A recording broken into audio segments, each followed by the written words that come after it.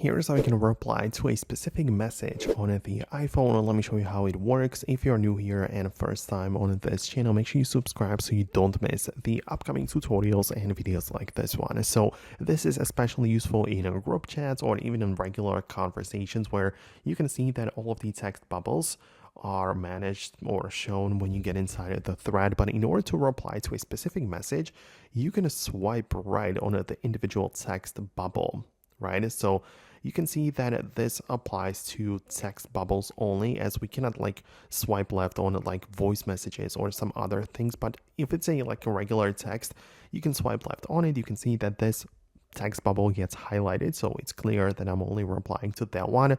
It can type something in and those messages will be like connected in the sense that, it's like a conversation within a conversation, and that's actually useful. It's part of most texting platforms, so that is how you can do this. Or you can as well just hold down on the text bubble and click on reply if you prefer this option a little bit more, but that is basically the same thing, right? So that is how it generally works.